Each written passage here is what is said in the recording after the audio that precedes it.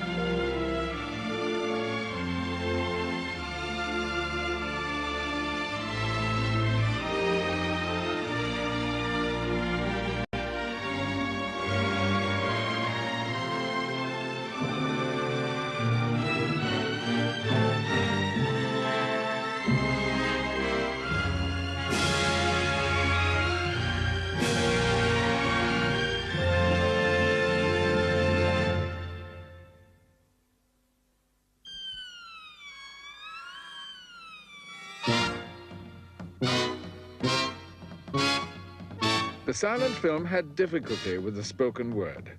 It had no difficulty with anything else, not even musical numbers.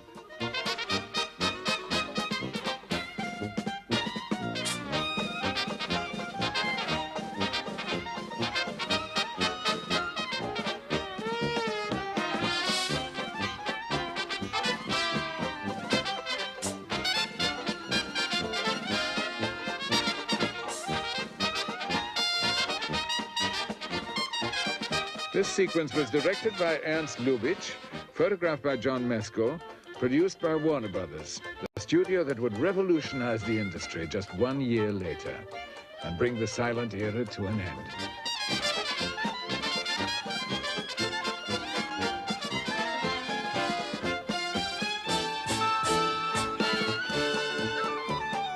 Pictures were better than ever, but no one thought of them as silent films. They were the movies. And something extraordinary was happening to the movies. They suddenly found they had a rival, radio. This is station SPAR, Voice of Hollywood. Now the public was obsessed with sound. In the main studios in Hollywood, California. Thomas Edison's obsession with sound had produced the phonograph in 1877. One of his earliest attempts to synchronize music to picture. The sound has been lost. By 1895, he had to settle for a peep show with a phonograph, the kinetophone. The Europeans made better progress. Oscar Mester patented his device in 1905. Like his French rivals, he used a gramophone. But his sound was not loud enough to fill a theater.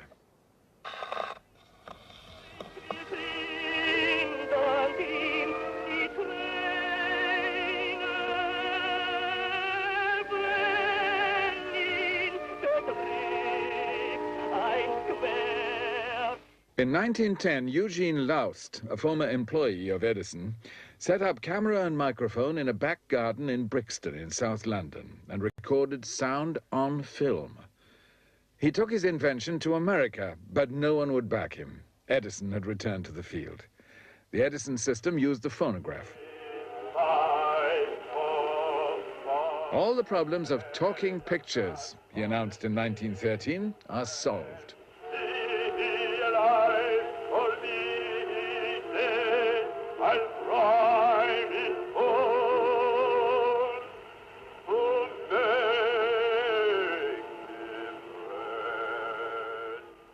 I can remember that we talked into a horn, and it was sort of elevated.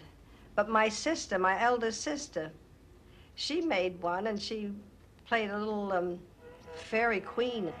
Here came this little dainty thing, you know, and skirt and everything pretty. And she was supposed to say, "I am the fairy queen," or something. And she came out saying, "I am the fairy queen," which was it was fantastic. I am the queen of the fairies, and I'm going to cast a spell over the giants. a spell of The voice joy. sounded odd only when the film was projected at the wrong speed. But that and other technical hitches happened all too often. Repeated failures put showmen off talking pictures for more than a decade. Nickelodeons flourished with ordinary silent films. They all provided music. Some employed the one-man orchestra, parodied by Harry McCoy in this Max Sennett comedy. Max Wayne is the hero on the screen.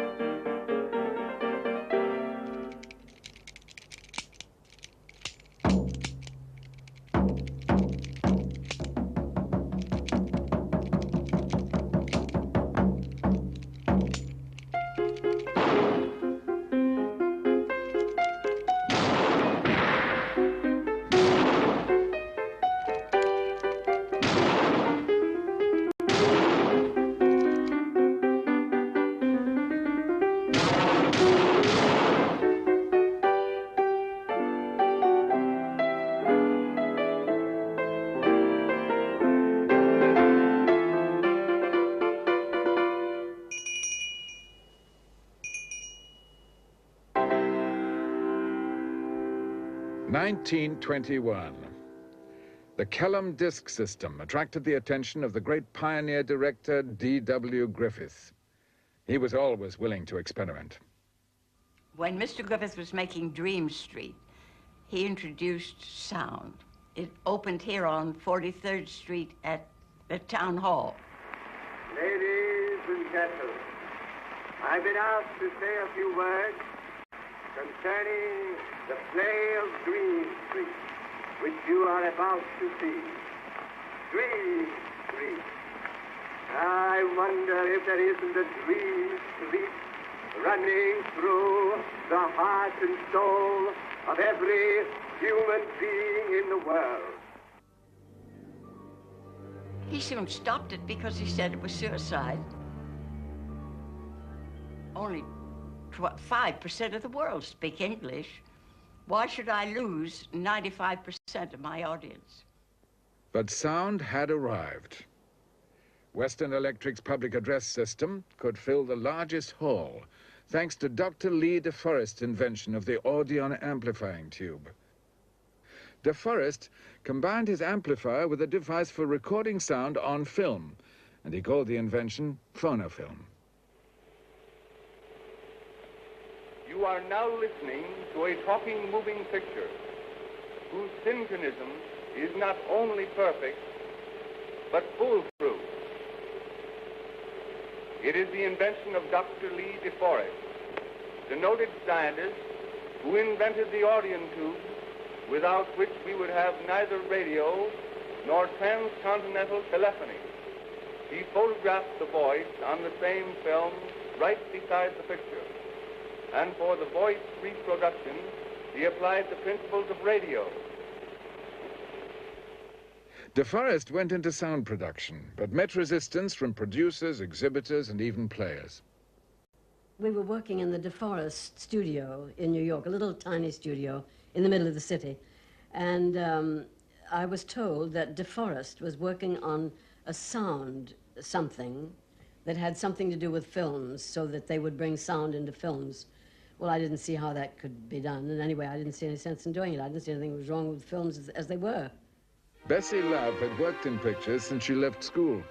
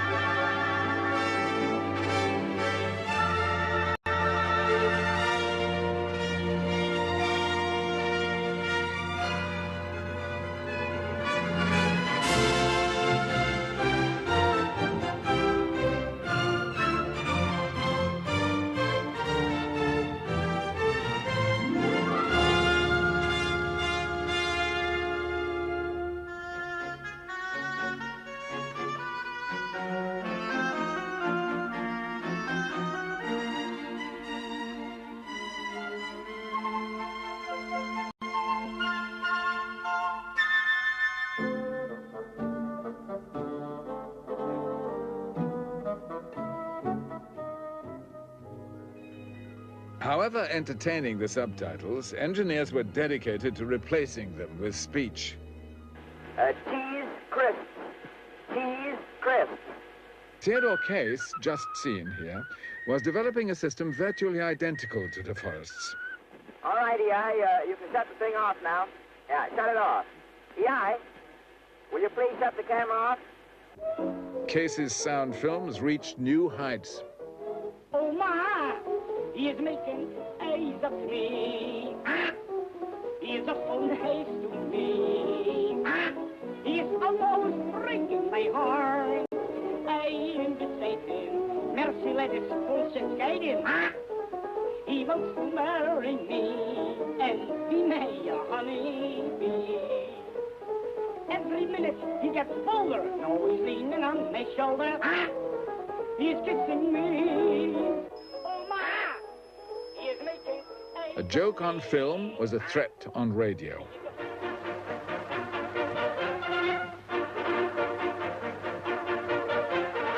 This is station STAR, the voice of Hollywood.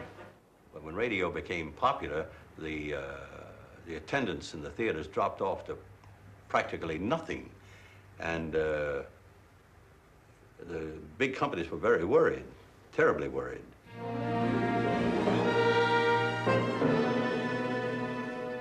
The big companies like Paramount tried to recapture audiences with novelty. They tried Technicolor, Gloria Swanson in Stage Struck.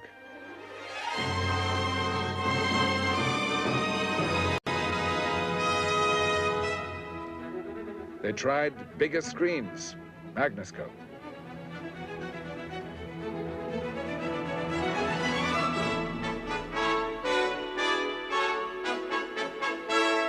They tried more expensive pictures. They advertised them all on radio.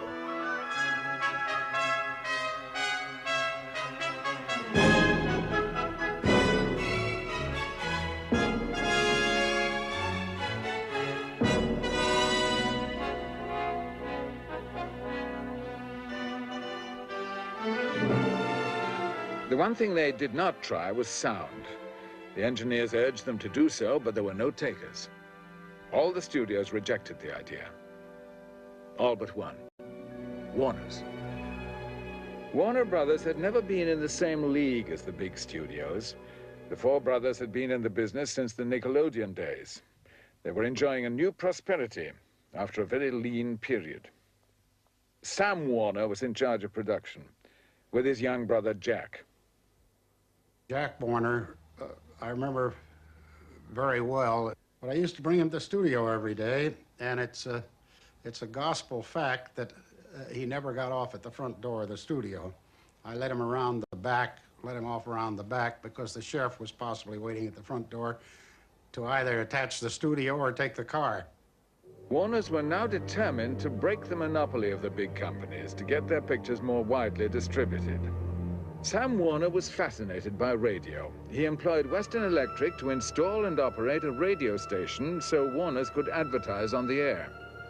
At last, sound engineers had a foothold in a Hollywood studio. They sold Sam Warner the idea of synchronized sound. He sold it to his brothers.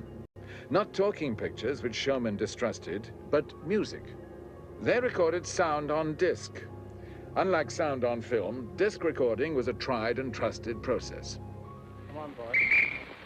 Warners joined with Western Electric to form the Vitaphone Corporation and opened a studio in New York to be near the Broadway stars. This immediately revolutionized the whole ambience of the Warner Brothers studios.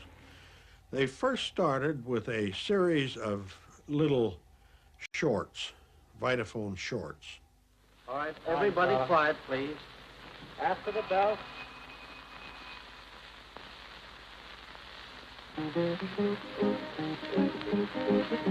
All the time in the tropical clime, where the green and sunny dance. I fell in love with a tropical dove while doing that fuzzy dance. All the poor little kid, she never did have a bit of love in before. So I made up my mind that I wasn't fine, the only girl that I adore. Warner's poured money into a major silent film, Don Juan. They recorded the New York Philharmonic to provide the sound, and in August 1926 held a gala premiere for Vitaphone. Warner's had used their new system to film Will Hayes. On film, he opened the program. To the Warner Brothers, to whom is due credit for this, the beginning of a new era in music and motion pictures, I offer my felicitations and my sincerest appreciation.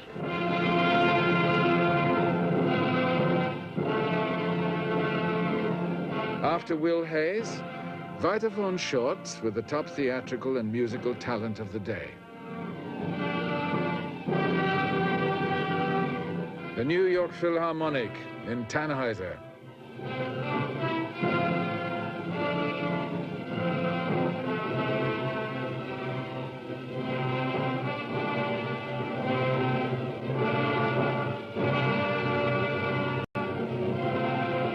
And from the Metropolitan Opera, Martinelli and Pagliacci.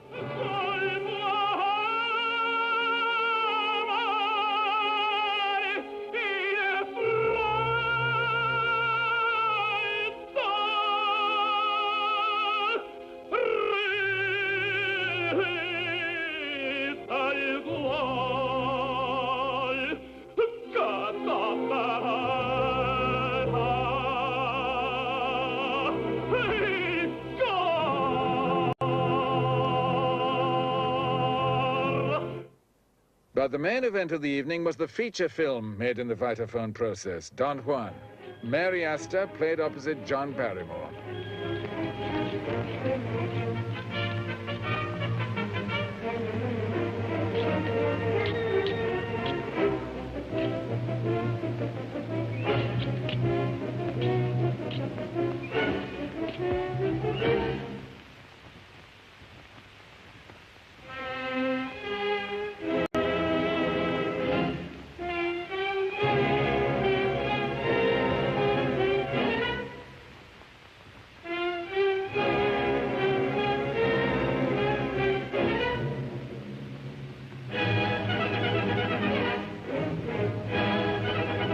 This is how Warner saw the future.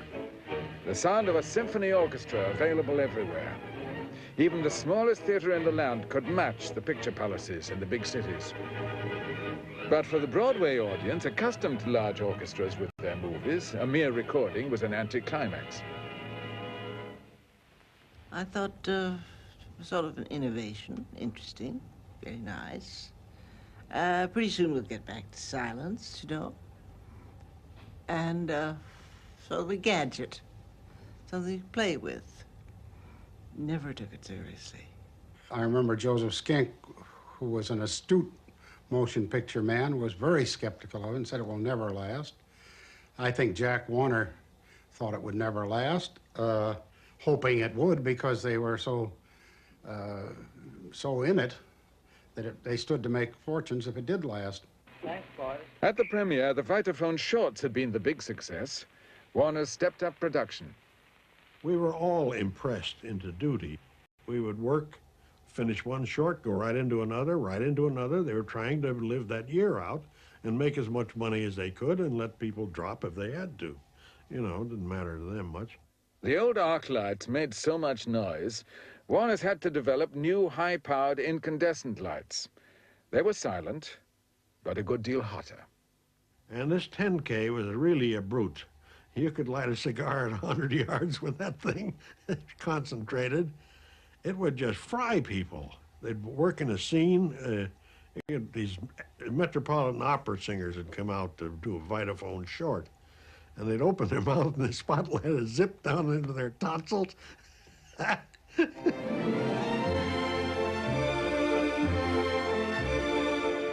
The other studios were heavily committed to big silent productions. They were hostile to innovation.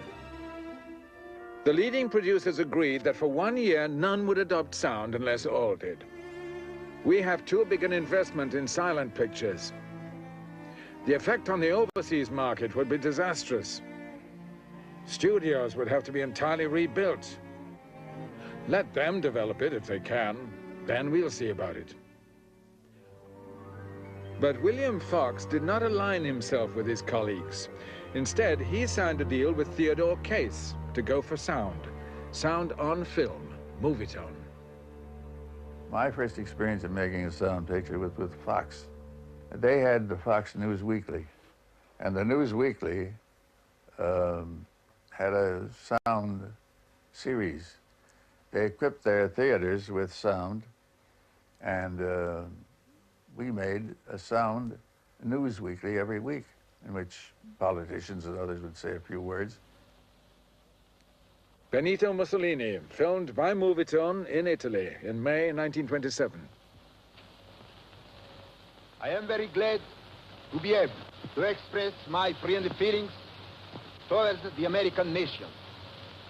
Friendship with which Italy looks at the millions of citizens who from Alaska to Florida, from the Pacific to the Atlantic, live in the United States, is today deeply rooted in our hearts.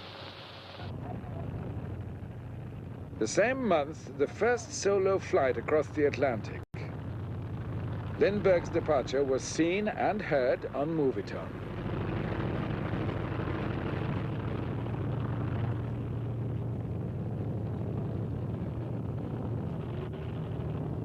Audiences at the Roxy stood and cheered for 10 minutes.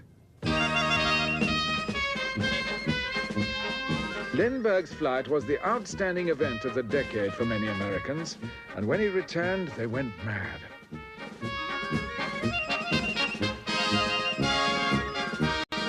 History was made yet again when movie audiences heard President Coolidge welcome Lindbergh home.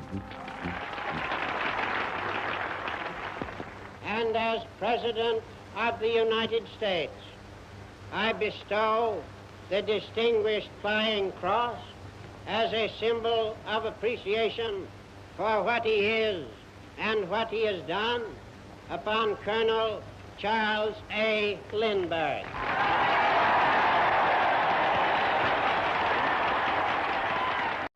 Fox's gamble had paid off.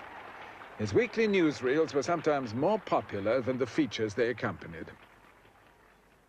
Warner's had by now completed their next Vitaphone production. Remembering the success of the music in the Vitaphone shorts, they adapted a simple story for the vaudeville star Al Jolson. It was a silent film with Vitaphone sequences.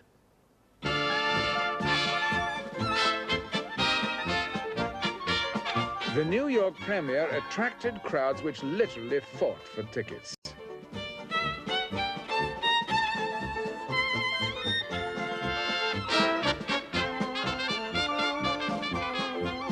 The Warner brothers were not there. Sam Warner had died suddenly the day before. None of the brothers was present at the moment of their triumph.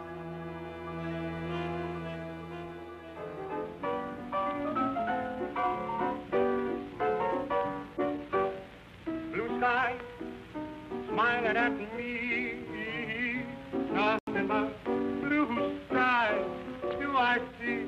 It was a shock, absolute shock to hear this man open his mouth and a song come out of it. Nothing but little bluebird all day long. It was one of those once-in-a-lifetime experiences, but you see that happen on the screen, a vision, a shadow can come out, a voice can come out of that shadow.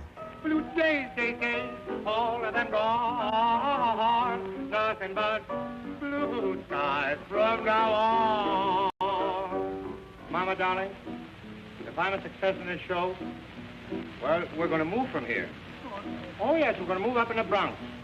A lot of nice green grass up there, and a whole lot of people you know. There's the Ginsbergs, the Guttenbergs, and the Goldbergs. Oh, a whole lot of birds. I don't know them all. This is what excited the audience, not just the music. Al Jolson's ad-libbing seemed so spontaneous and intimate, they felt they were eavesdropping. Listen, I'm going to sing this like I will if I go on the stage, with this show. I'm going to sing it jazzy. Now get this. Blue sky, smiling at me, me, nothing but little blue sky. Do I see? Do.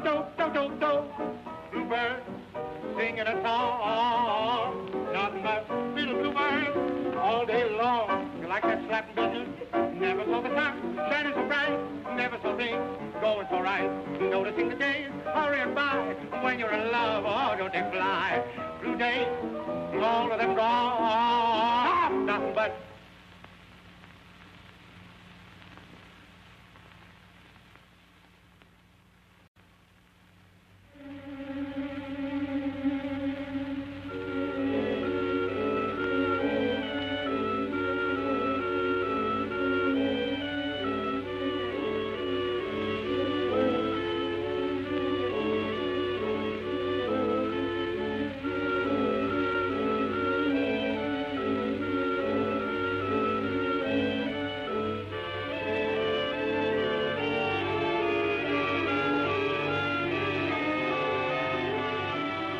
when they were showing The Jazz Singer in the Warner Brothers Theater, you had to wait for hours to get in.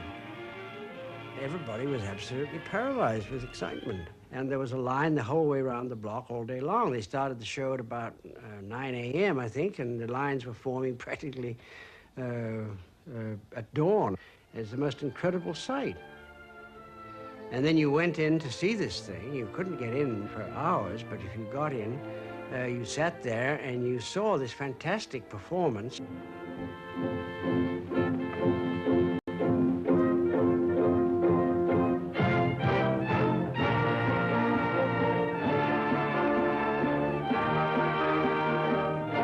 And then suddenly the big face comes up and he starts yelling this thing, "Mammy, Mammy. The sun shines east, the sun shines west. I know where the sun shines the best." It's on my mammy I'm talking about. Nobody else's. My little mammy. My heartstrings are tangled around Alabama. And I went home feeling very sad, really. I thought that it was terrible, this film.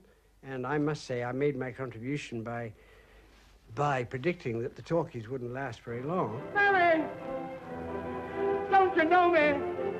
It's a little baby. I'd walk a million miles for one of your smiles on my mammy.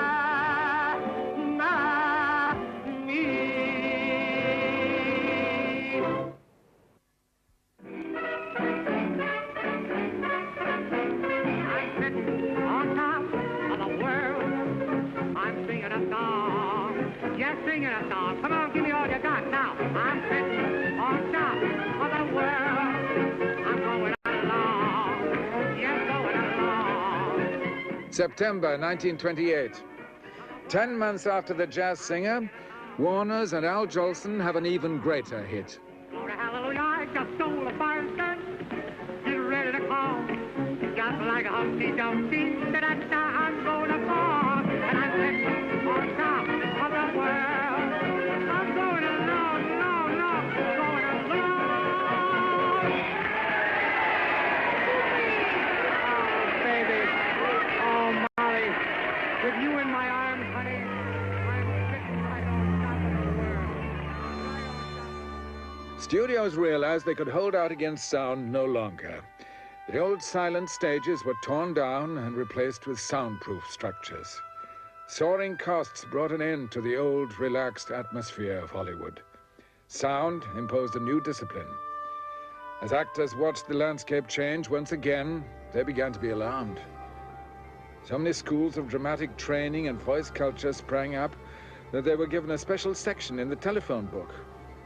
Producers warned that screen actors without stage training would be dropped. Broadway actors would take over. We were more or less, I would say, panicked. Cooper and Dick and I, we talked a great deal about this, whether our voices would record or not. We knew that John Gilbert, this great, great star at MGM, his voice seemed to record rather high. So they finished this sound studio at Paramount, and each day they would take a star in, spend the whole day to find out if he had a voice. Well, Coop and Dick and I are standing out there waiting, and about, let's see, one morning they took Harold Lloyd in, and the little boy opens the door, and Harold slips in the door, and they lock the door. That's 9 o'clock in the morning. About 4 o'clock in the afternoon, the door opens, and the young boy comes out. Harold Lloyd has a voice! And hundreds of people are applauding all over the place. The next day, Wally Berry. We waited to see About 3:30 in the afternoon, the door opened. Wally Berry has a voice. The demon microphone dictated Hollywood's future. Few stars were directly destroyed by sound, but many established favorites were threatened by the new talkies. Some, like Norma Talmadge, retired at once. Others, like Colleen Moore, survived to retire a few years later. All the Shakespearean actors and the old actors from the stage rushed to Hollywood and opened voice schools to teach the helpless, poor little movie stars how to talk. The preacher who speaks the holy words, "Come unto me, all ye that labor and are heavy laden, and I will give you rest," leads his congregation to their knees. But the preacher who says, "Come unto me, all ye that labor and are heavy laden, and I will give you rest," does not impress his congregation in quite the same way. So I went to a very special, very famous lady, and I arrived for my first lesson. Now, I looked rather, I suppose, like a care package. I used to wear little sort of plain little dresses and saddle shoes. Of course, I was young. And I arrived, never any makeup. And so I arrived at her door, and she opened it and looked at it and gave me this look from top to bottom and said, "Are you Colleen Moore?" And I was completely intimidated, and I said, "Yes, ma'am." And she said, "Well, come in." She looked at me with astonishment. She said, "Is it true that they pay you $10,000 a week?" And I said, "No, ma'am." And she seemed relieved. And I said, "They pay me $12,500. Well, it was a lovely feeling. Well, anyway, we sat down, so she began to teach me to talk. And she said, "Now we're going to learn to say mother." So I said, "Mother, mother, mother, mother, mother." I said it for 1 hour. And when I got back to the studio, my darling little friend, one of my 26 bosses, Mr. Finkelstein, who was just my very best friend on the board, and he was waiting, and he says, "Darling, what did they teach you?" And I said, "She taught me to say mother." He said, $100, mother? And I said, "Yes." Went back the next day, and believe it or not, she taught me to say father. So he was waiting for me, and I came back, and he said, "What did you learn today, darling?" And I said, "She taught me to say father." He said, "Oi, oi, oi, $100 mother, $100 father. Before you get a vocabulary, we'll be broke."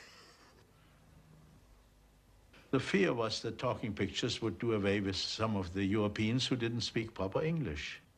Naturally, many of them felt that they would have to return to their own countries because there would be no chance for them to be employed in English-talking pictures. MGM delayed Greta Garbo's talkie debut for 2 years. They dared not expose her accent to the microphone and kept her making silence. In 1930, they took the plunge with Anna Christie. Give me a whiskey, ginger ale on the side. And don't be stingy, baby. Well, shall I serve it in a pail? All that suits me down to the ground. Garbo talked. Others with foreign accents did not. Paula Negri's contract expired in 1928. She made a new career in Germany. So did Emil Jannings. He went without even taking a voice test. Velma Banky was hampered by her Hungarian accent. Sit down. In the first all-talking picture, accents had been the least of the problems. Now, we've got to cover ourselves up. I planted the stuff in Eddie's shop. Yeah? And the Dicks will be there at 10 o'clock. Uh-huh. But they must not find Eddie. Don't you understand? What you mean? Take him for a ride. Oh. Actors were mesmerized by the microphone. So were the men who operated it. Some were as much in the dark as the actors. Each seemed to favor a different system. They agreed on only one thing. The noise the camera made had to be silenced. The camera was put in a thing looked like a telephone kiosk. And the cameraman, the director, would have to get in there and shut the door, and there's no air conditioning, and they would lose 5 or 10 pounds during the day. And the silence of the studio was unbearable. Nobody was talking. There wasn't that help from the director of saying you're doing fine. Now you see him at the window. Now run. Now a little faster. There. Nothing. And those poor actors with those hot lights beaming on them, and we had to change their clothes about every hour because it was a complete sweat. It was a complete sweat. They really suffered. And of course the camera work suffered because we had to put them in those enormous padded cells. We put the cameraman inside there, and they shot through very thick glass. We had a cameraman on our set. His name was Ben Reynolds, and he was 5'5" and 5 feet across. And he had this habit of going to sleep for 10 seconds at a time. He was completely asleep and then waking up and says, "Yes, what did you say?" And so when you can imagine what happened to him when we had to push him through that thing. We had to push him in because he was round and then close the door on him. He went to sleep right away. And it took a dozen men to get him out after every shot because he had more air in his lungs than there were in the booth. Weighed down with unfamiliar techniques and equipment, some filmmakers seem to have forgotten everything they had learned.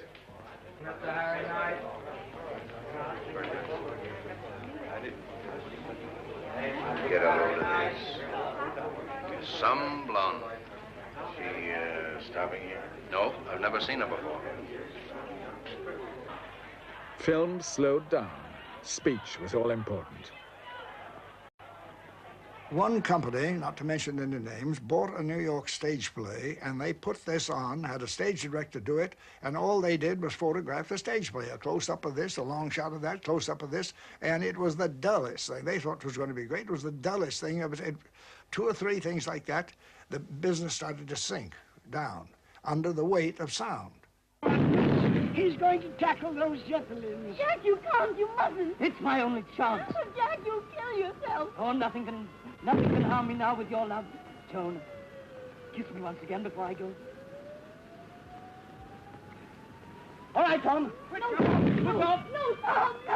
Oh, Jack, for my sake, please. Jack, don't go. Stand out of it, Charles. No. Tom, Charles, no, take her away. No. Please, miss. No, Charles, don't let him go. Jack, you mustn't go. No, you'll get killed. Jack, please don't go, Jack. Filmmakers were ruled by the man in the monitor room. Sound men were hard to find. Few dared question their competence. Most of them had been Marconi operators on boats, and they didn't know about dialogue. They knew about SOS, and they were inclined to be bullying. And they said, "Oh, well, when you go through the door, you must be quiet because we won't catch you at the other side of the. We must catch you until you get to the next microphone." It couldn't possibly be that you came to see me with half an idea of accepting my proposition. I came because I was lonesome and tired. And a little blue. If we had a set, there was a bouquet on the table, the microphone, and there was only one, would be hidden in a bunch of flowers on the table in a vase or something. And the actors would take turns walking up to the table and speaking their lines across this microphone. Please reconsider. It's almost ridiculous the way I love you. Not ridiculous. All of the sound geniuses decided this was their moment to take over the picture business. It was horrible, to a point of where they would go around using double talk and confusing everyone. They'd say, do you get the wah-wahs and the gimmelouts? And, you know, they'd create double talk. And everybody said, they must be geniuses. Who are ye? We are for the hills and for her service. What seek ye in her service? A mullah passing through our village promised us fighting and much loot in the holy war. Now, everybody's at the top of the steps now. Hurry! Guns in position. Release the prisoner. The first talkies did nothing but talk. The novelty quickly wore off. For all the violence I have displayed toward my fellow man, Allah, forgive me. In New York, Douglas Fairbanks visited some filming on a soundstage with his English art director, Lawrence Irving, to see what all the fuss was about. When we came out, he just brushed it off as much as, well, that's that, and it's really not of much concern to us. And off we went almost immediately to make a $2 million silent picture, quite undeterred.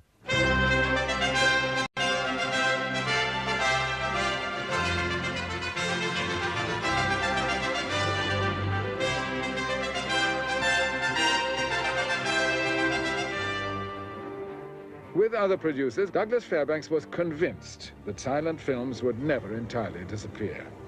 Others were not so sure. They really didn't know what to do. They just didn't know, because lots of people didn't want to give up silent pictures. I mean, letters poured in saying, we don't want to hear them, we just want to see them, we like them the way they are. It was a very traumatic time because no one knew if this was a fad, no one knew if it would last. And the theater owners were as upset as we in Hollywood because it would cost millions and millions of dollars to change their theaters to sound. And then suppose after they had done that, the public said, we don't like it. We'd rather sit in the quiet and listen to the 100-piece orchestra playing.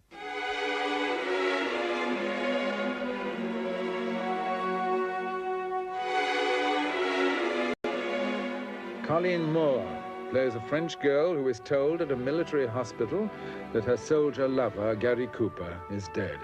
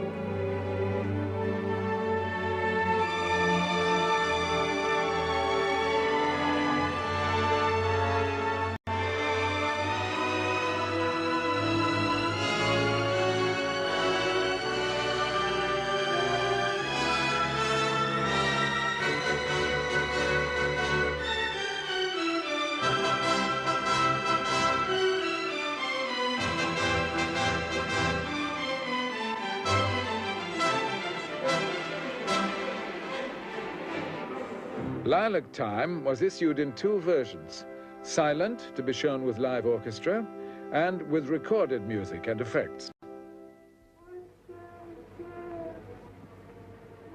This is an original Movietone track. Voices were used only as an occasional effect.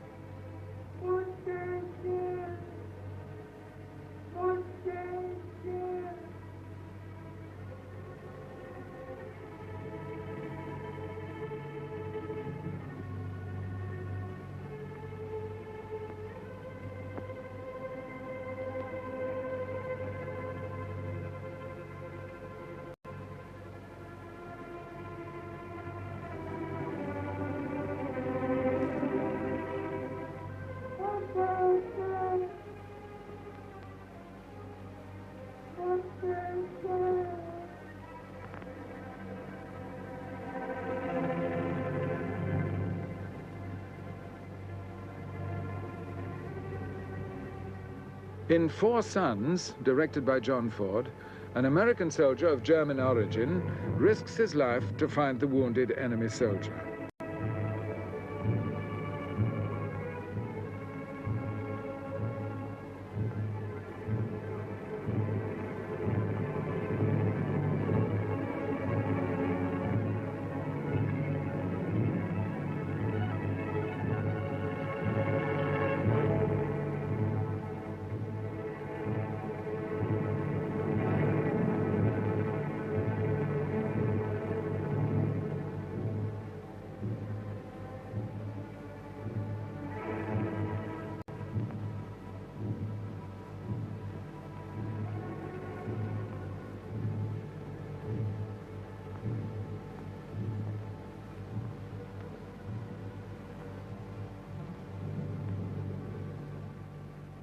he finds the soldier is his brother.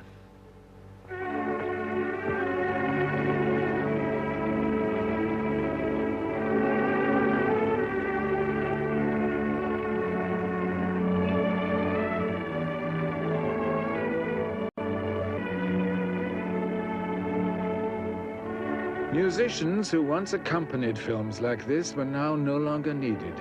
A whole industry had disappeared. There was a great industry at that time, and it just collapsed. Of 22,000 theater musicians in the United States, half were immediately thrown out of work. All those wonderful orchestras, all the wonderful men, concert masters, people they had imported from Europe, great orchestras, they just left them stranded. By 1932, only 4,000 were left. There were suicides, sadly to say, galore.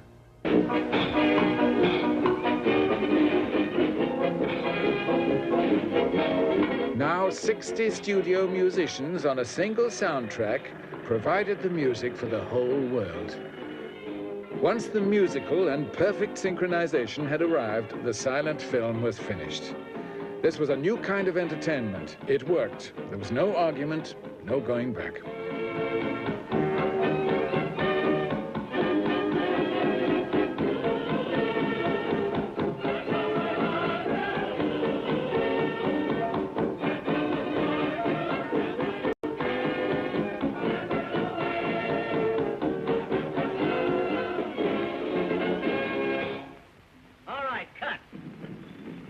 How's that for you?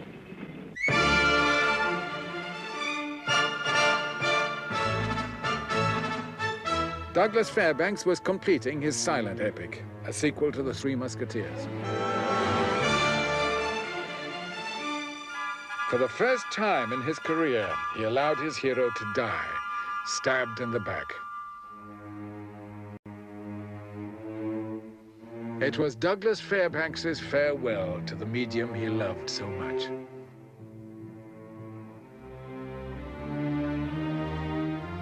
Douglas came into my room and said, let's go down and look at one of these sound stages. And the doors of the studio were wide open, rather like an airplane hangar. And Douglas paused, and he looked into this darkness, and he laid his hand on my arm, and he said, Lawrence, the romance of motion picture making ends here.